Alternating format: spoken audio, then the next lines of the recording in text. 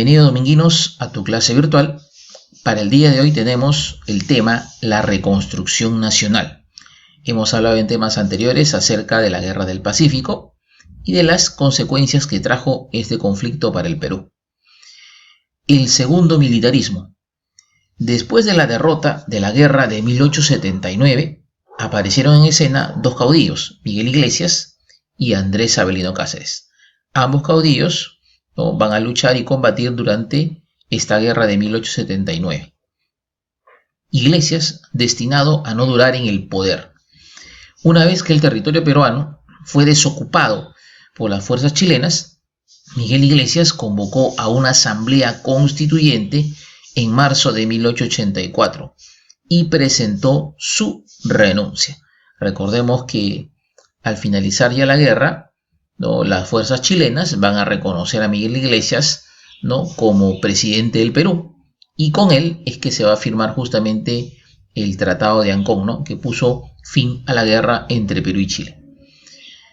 La asamblea no aceptó su retiro y lo nombró presidente provisorio del Perú, ratificando además el Tratado de Ancón.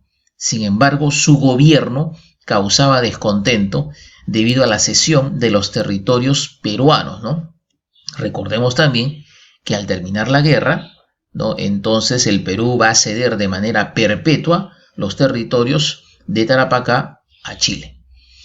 Iglesias encomendó a Ricardo Palma la reconstrucción de la Biblioteca Nacional y estableció impuestos para revitalizar la economía, los cuales no pudieron pagarse dada la crisis económica. Mientras tanto, Andrés Avelino Cáceres apoyó las protestas de los indígenas contra los impuestos, lo cual produjo una guerra civil que acabaría con el gobierno de Iglesias y propiciaría la llegada de Cáceres al poder. Cáceres, de nuevo en el poder. En 1886, cuando Andrés Avelino Cáceres asumió el mando de la nación, debió enfrentar la insuficiente capacidad financiera del Estado. Después de la guerra, el Estado está en franca bancarrota. La falta de recursos originó la caída del gasto estatal, ante lo cual redujo el número de funcionarios gubernamentales. También optó por la descentralización fiscal, es decir, la división de las rentas que abastecían al Estado. Aquellas pasaron a ser rentas generales y departamentales, recursos que tenían el fin de disminuir el peso económico de la capital y brindar cierta autonomía a las provincias. El presidente Cáceres también enfrentó la constante devaluación del billete fiscal.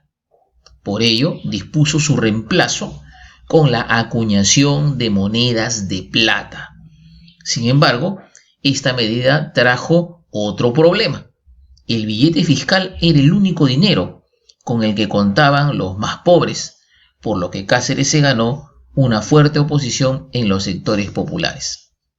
Para afrontar el pago de la deuda externa y la recuperación de la inversión extranjera, Cáceres tomó la decisión de negociar con los acreedores británicos y luego firmó el Contrato Grace, Entonces el Contrato Grace va a ser firmado en este gobierno de Cáceres con los acreedores ingleses.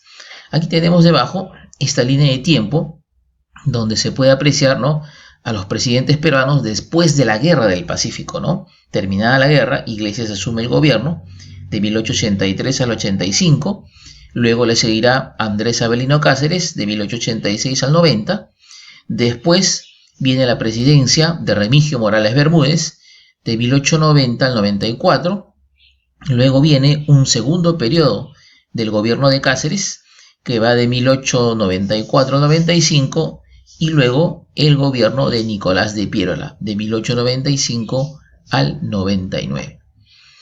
Avanzamos a la siguiente página del texto y encontramos ahí lo siguiente.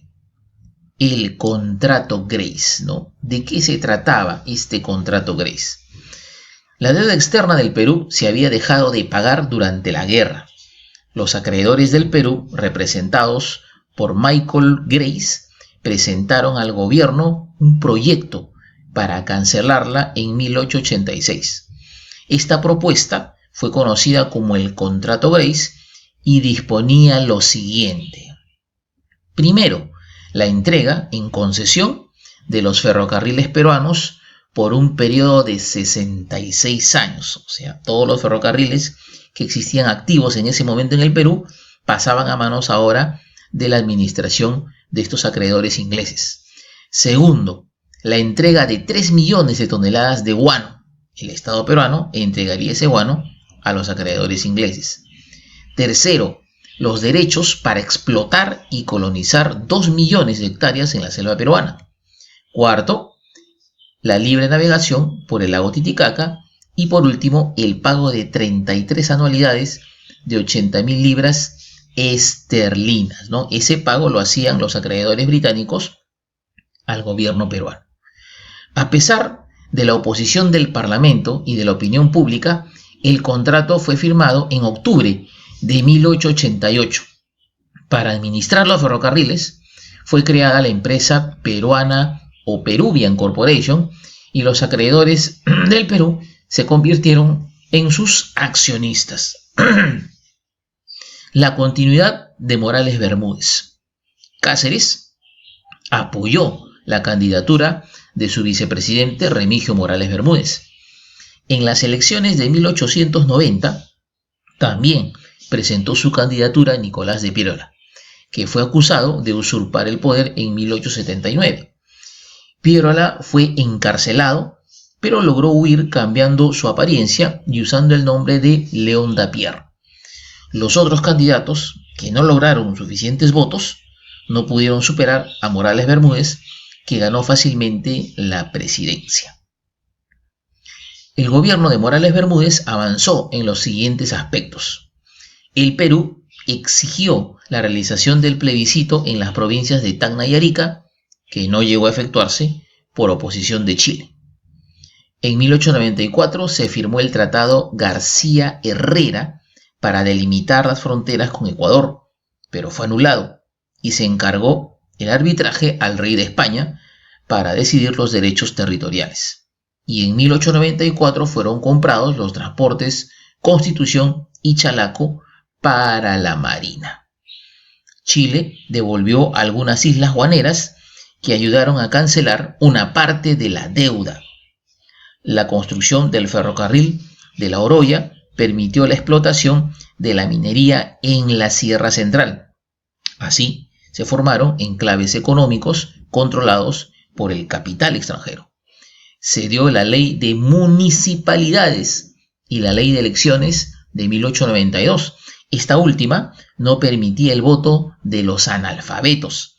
Además, se aprobó la ley de habeas corpus y una amnistía política. Sin embargo, en 1893, un decreto ordenó la clausura de 33 periódicos en Lima ante la violencia y excesos generados contra los periodistas. Muy bien, dominguinos, hasta aquí entonces tu clase por el día de hoy. Gracias.